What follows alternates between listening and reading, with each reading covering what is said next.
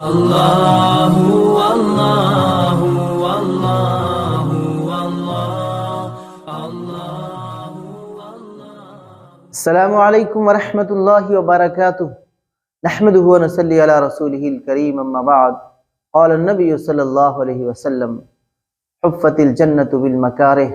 وحفت النار بالشہوات، او کما قال علیہ الصلاۃ والسلام۔ محترم ناظرین کرام اور سامعین اعظام، اللہ تبارک تعالیٰ کا بڑا احسان ہے، ان کا فضل ہے، کرم ہے کہ اللہ تبارک تعالیٰ نے ہم سب کو ایمان والا بنایا اور پیارے آقا صلی اللہ علیہ وسلم کی امت میں پیدا فرمایا۔ یہ اللہ تبارک تعالیٰ کا ہم سبوں پر اتنا بڑا کرم ہے، فضل ہے کہ ہم اس کا احسان کتنا بھی ادا کرے کم ہے کہ اللہ تبارک تعالیٰ نے ہم سب کو اتنی بڑی دولت سے نوازا جس کا کوئی نظیر نہیں، کوئی مثال نہیں۔ جب ہم کلمہ شہادت اشہد ان لا الہ الا اللہ واشہد ان محمد عبدہ ورسولہ پڑھ لیے صدق دل سے، سچے دل سے، تب ہم اسلام کی باؤنڈری میں، اسلام کے دائرے میں آ گئے۔ یہ تو اللہ کا کرم ہے کہ ہم لوگوں نے وراثت کے طور پر اسلام کو پایا کہ ہمارے ماں باپ، ہمارے آباء و اجداد، ہمارے رشتہ دار سب مومن تھے۔ اللہ تبارک تعالیٰ نے ان کے گھر میں ہمیں پیدا فرما کر کے بڑا احسان کیا، ورنہ جو لوگ بے ایمان ہیں اور انہوں ایمان کی دولت کو حاصل نہیں کیے ہیں اور انہوں نے سرچ کر کے اسلام کو جان کے سمجھ کر کے اسلام لایا اور کلمہ پڑھا، تو اب وہ اسلام کے دائرے کے اندر آ گیا، اسلام کے باؤنڈری کے اندر آ گیا۔ اب ان کے اوپر وہ ساری چیزیں ان کے اوپر لاگو ہوں گی، وہ ساری چیزیں ان کے اوپر عائد ہوں گی جو اسلام سکھاتا ہے، اور ان ساری چیزوں سے اس کو رکنا ہوگا جس سے اسلام روکتا ہے۔ اگر وہ اس چیز کو فالو نہیں کرتا اور وہ اس چیز کو اپنی زندگی کے اندر نہیں لاتا تو اگرچہ وہ مسلمان ہے لیکن اعمال سے دور ہے۔ جس طرح سے کہ ایک آدمی اگر کسی چیز میں اسپورٹس مین میں ہے، اسپورٹ کھیلتا ہے، جب وہ میدان میں جاتا ہے تو میدان کے قانون کو اور اس کھیل کے قانون کو وہ اپنے اوپر لاگو کرتا ہے۔ اگر وہ اس قانون کو اپنے اوپر عائد نہ کرے تو پھر اسے میدان سے باہر کر دیا جاتا ہے، لال جھنڈی دکھا دیا جاتا ہے۔ اس طرح سے ہم اسلام کے گھرانے میں پیدا تو ہو گئے، لیکن سچے مسلمان ہونے کے لیے اور پکے مسلمان ہونے کے لیے ہمیں اللہ تبارک تعالیٰ کے احکامات کو اپنی زندگی کے اندر اتارنا ہوگا، اور اللہ تبارک تعالیٰ نے جن چیز سے روکا ہے اسے ہمیں چھوڑنا ہوگا۔ ابھی جو میں آپ حضرات کے سامنے ایک مختصر سی حدیث پڑھا، جس کا مفہوم کیا ہے؟ اس کا مفہوم یہ ہے کہ پیارے آقا صلی اللہ علیہ وسلم فرماتے ہیں کہ جنت کو گھیر دیا گیا مکارہ سے، یعنی شاق چیزوں سے، مشکلات سے، اور ایسی چیز سے جس کو نفس ہمارا پسند نہیں کرتا، مکروہ سمجھتا، ان کو تکلیف ہوتی ہے، ایسی چیزوں سے اللہ تبارک تعالیٰ نے جنت کو گھیر دیا۔ اور جہنم کو جب اللہ تبارک تعالیٰ نے پیدا کیا تو اس کو شہوات سے، لذات سے، ان ساری چیزوں سے ان کو گھیر دیا۔ چنانچہ اس کے بارے میں صحیحین کے اندر، یعنی بخاری و مسلم کے اندر ایک روایت وارد ہے۔ مسلم میں حجبت کا لفظ آتا ہے اور بخاری کے اندر حفت کا لفظ آتا ہے، گھیر دیا گیا، اور حجبت کے معنی آتا ہے پردہ کر دیا گیا۔ حضرت ابو ہریرہ رضی اللہ تعالیٰ عنہ سے روایت ہے کہ جب اللہ تبارک تعالیٰ نے جنت اور جہنم کو پیدا فرمایا تو حضرت جبرائیل علیہ السلام کو فرمایا کہ جاؤ آپ جنت کا مشاہدہ کر کے آؤ، جنت کا دیدار کر کے آؤ، اور جنت کو دیکھ کے آؤ، پھر بتاؤ کہ جنت کیسی چیز ہے۔ جب وہ جنت کو دیکھ کے آئے تو اس کے اندر جو اللہ تبارک تعالیٰ نے ایمان والوں کے لیے آسائشیں رکھی ہیں، راحتیں اور عافیتیں رکھی ہیں، اور ان کے تمناؤں اور آرزوؤں کو جو پورے کرنے کی چیزیں رکھی ہیں، اور ایسی جس کے چیزیں رکھی ہیں کہ کسی کے نظر و فکر کا بھی وہاں گزر نہیں ہوا۔ یہ تو صرف ہم اس کے بیان ان پر کچھ باتیں عرض کرتے ہیں، اور حدیث و قرآن میں جو ان کی باتیں آئی ہیں، لیکن کما حق ہو، جو چیز وہ ہے اس کی حق ادا نہیں کر سکتا۔ اللہ تبارک تعالیٰ نے جنت کو اس طرح سے بنایا ہے، اس طرح سے بنایا ہے کہ کسی کا وہم و گمان بھی وہاں تک نہیں پہنچ سکتا۔ یہ جو صرف سمجھانے کے لیے ہے اور لوگوں کو بتانے کے لیے ہے، قرآن و حدیث کے اندر مثالیں دی گئی ہے، ورنہ اس سے بہت ہی اوپر اور بہت ہی اوپر ہمارا سوچ اور خیال بھی وہاں تک نہیں پہنچ سکتا، ہمارا تصور بھی وہاں تک نہیں پہنچ سکتا۔ اللہ تبارک تعالیٰ نے جنتی ایمان والوں کے لیے ایسے آرام کی چیزیں بنائی، چنانچہ اس کی تعریفات میں حدیث کی کتابوں میں بہت ساری باتیں آتی ہیں، ان کے غلمان، ان کی حوریں، ان کی نعمتیں، ان کے محلات، ان کے باغات، ان کے نہریں کیسی ہوں گی، ان کے گھر کیسے ہوں گے۔ چنانچہ گھر کے بارے میں بتایا جاتا ہے کہ ایک اینٹ سونے کی اور دوسری اینٹ چاندی کی، اس کے اندر جو گارے لگے ہوئے ہوں گے وہ مشک و زعفران کا خوشبودار، ان کی زمینیں زعفران کی ہوں گی، خوشبودار زمین۔ اور پھر جنت ایک چھوٹی سی جگہ نہیں ہے، ایک ادنا سے ادنا شخص کو اس دنیا سے 10 گنا بڑی جنت ملے گی۔ جیسا کہ سجدے کی فضیلت کے اندر اس حدیث کا تذکرہ امام بخاری رحمۃ اللہ علیہ نے سجدے کی فضیلت میں کیا، لمبی حدیث ہے، حضرت ابو ہریرہ رضی اللہ تعالیٰ عنہ سے وہ حدیث بھی منقول ہے۔ اس کے اندر تذکرہ ہے کہ جو سب سے لاسٹ میں، سب سے آخر میں جنت میں جانے والا ہوگا، اللہ تبارک تعالیٰ ان کو اس دنیا سے 10 گنا بڑی جنت نصیب فرمائیں گے۔ وہاں کی حوریں اتنی خوبصورت ہیں، بخاری کے اندر روایت آتا ہے کہ اگر وہ تھوک دے سمندر کے اندر تو سمندر کا جو کھارا پانی ہوتا ہے، نمکین پانی ہوتا ہے، وہ میٹھا ہو جائے۔ اور ان کی خوبصورتی کا کیا کہنا کہ اگر وہ تھوڑا سا اپنا ہاتھ باہر کر دے تو یہ سورج کی جو روشنی ہے اس کے سامنے چراغ کی روشنی معلوم، ماند پڑ جائے اس کی روشنی۔ اللہ تبارک تعالیٰ نے بے شمار نعمتیں اس کے اندر رکھی، اور پھر پہننے کے لیے ریشم کے کپڑے، بڑی خوبصورت کپڑے، اور پھر رہنے کے لیے جو محلات، ایک ایک محل ایسے ہوں گے جس میں 70 ہزار دروازے ہوں گے۔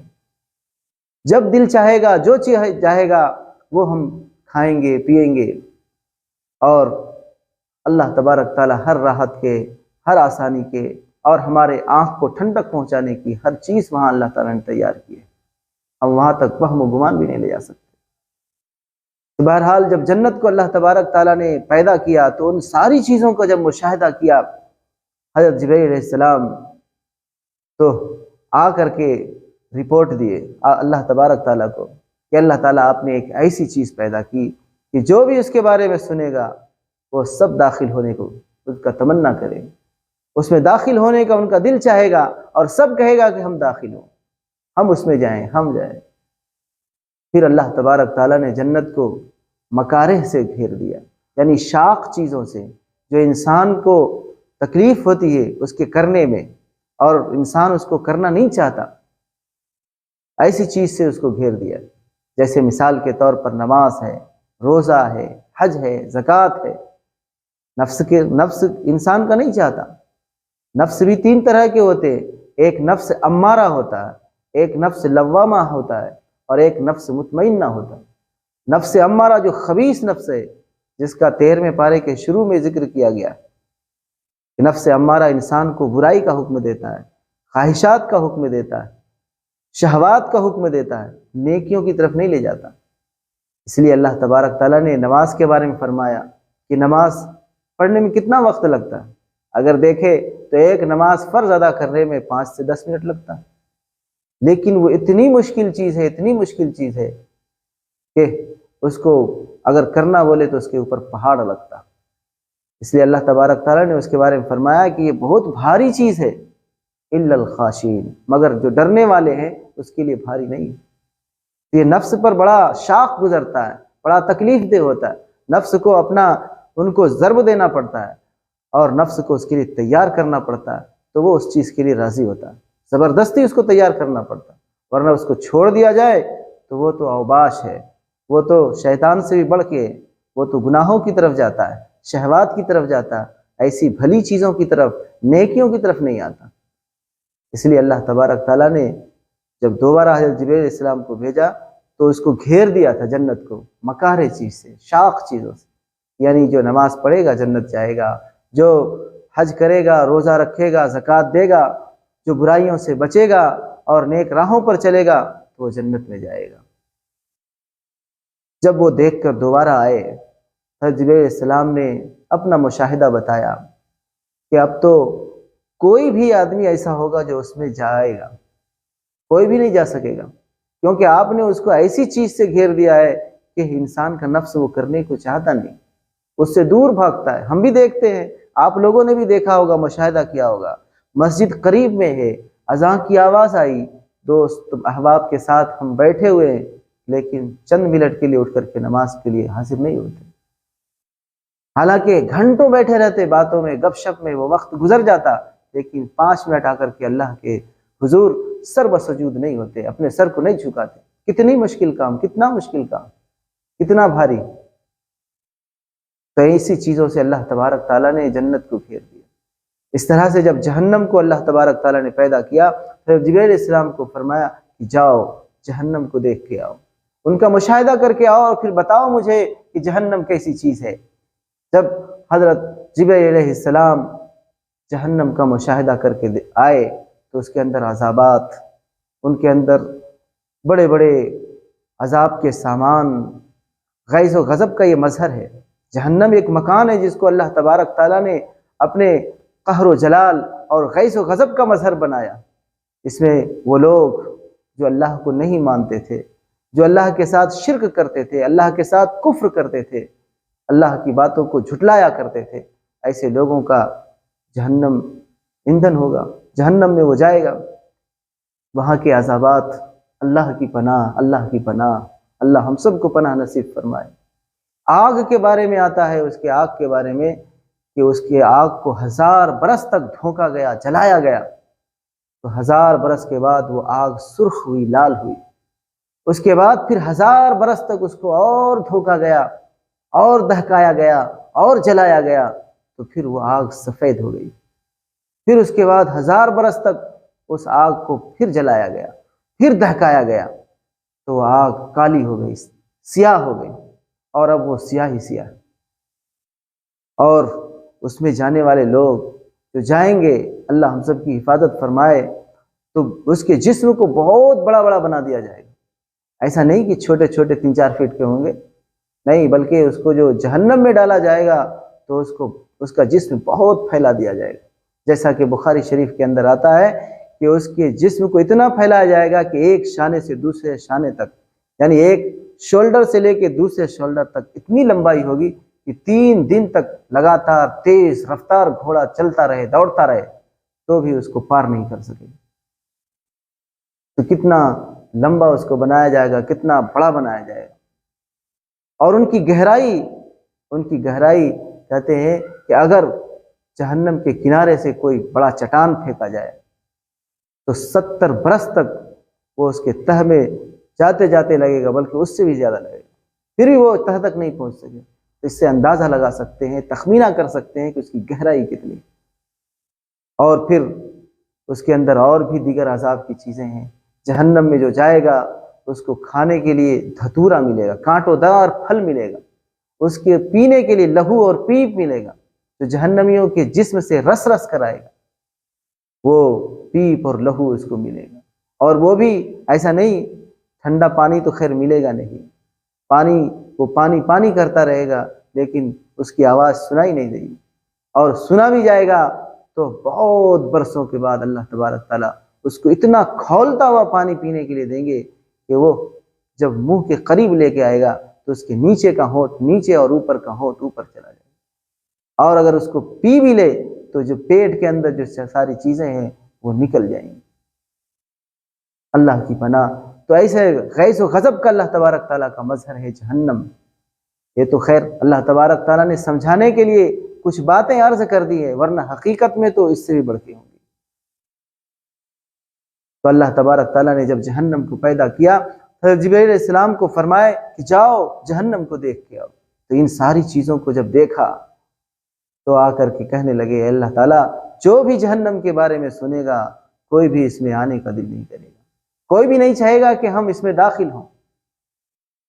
پھر اللہ تبارک تعالیٰ نے کہا اب جاؤ، اب جا کے دیکھو، یعنی اللہ تبارک تعالیٰ نے اس کو گھیر دیا، بالشہوات، شہوات سے گھیر دیا، لذات سے گھیر دیا، یعنی انسان کا نفس انہی چیزوں کی طرف جاتا، شہوات کی طرف جاتا، یعنی ایسی چیز جس کو نفس بلا تکلف کر لیتا اور وہ نفس کو روکتا نہیں، اللہ کے حکموں کے پابند نہیں بناتا، کیونکہ نفس جو ہے لذات اور شہوات کا ہی خواہش مند ہوتا۔ تو جیسے مثال کے طور پر اگر کوئی بدکاری کیا، غلط کاری کیا، زنا کیا، چوری کیا، سود خوری کیا، ظلم کیا، وغیرہ وغیرہ، کفر کیا، شرک سب سے بڑا گناہ، تو یہ ساری چیزیں کرے گا تو وہ جہنم کا مستحق ہوگا، جہنم میں جانے والا۔ اور انسان کی عادت ہے اور نفس امارہ انسان کو یہی حکم دیتا ہے کہ برائیوں کی طرف جاؤ۔ لہٰذا جب اس چیز کا مشاہدہ کر کے دوبارہ حضرت جبرائیل علیہ السلام آئے تو انہوں نے اپنا تاثر ظاہر کیا کہ اللہ اب تو کوئی بندہ ہوگا جو اس سے بچ سکے اور اس میں داخل نہ ہو، بلکہ اب تو جائے گا ہی جائے گا۔ محترم سامعین، جہنم کا ادنا سا عذاب جس کو سب سے چھوٹا کہا جائے، وہ عذاب ہوگا کہ کسی کو آگ کے 2 جوتے پہنا دیے جائیں گے، 2 جوتیاں پہنا دی جائیں گی، اور وہ اتنا سخت ہوگا کہ اس جوتی کی وجہ سے اس کا دماغ ہانڈی کی طرح کھولے گا۔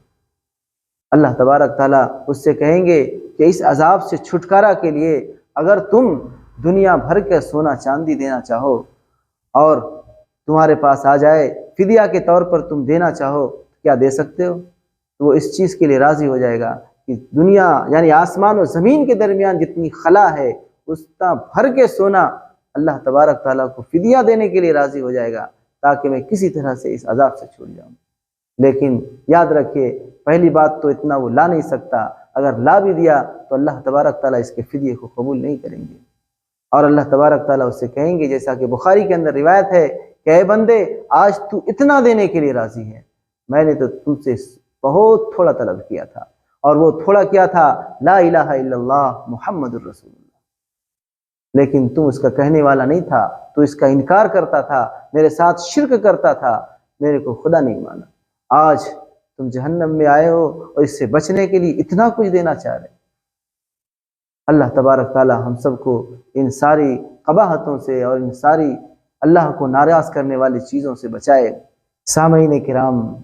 پیارے آقا صلی اللہ علیہ وسلم معصوم ہونے کے باوجود اپنی امت کو سکھانے کے لیے روزانہ کثرت سے جہنم سے پناہ مانگا کرتے تھے۔ اس لیے ہم سبوں کو بھی چاہیے کہ ہم روزانہ جہنم سے خوب پناہ مانگیں،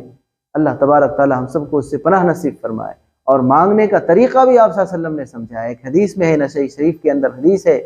کہ جو شخص جنت کی طلب کرے تو وہ 3 دفعہ مانگے تو جنت اللہ تبارک تعالیٰ سے کہتی ہے کہ اللہ اسے جنت میں داخل فرما دے،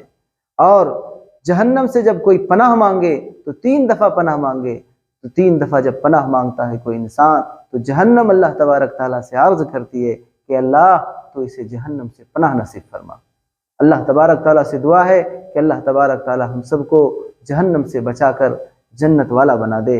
ہمارے آباء و اجداد کو بھی بنا دے، اور ہمارے خیش و اقارب کو بھی بنا دے، اور ہمارے ابناؤں کو اور ہمارے آنے والی نسلوں کو بھی جنتی بنائے، اور جہنم کے کام کرنے والوں سے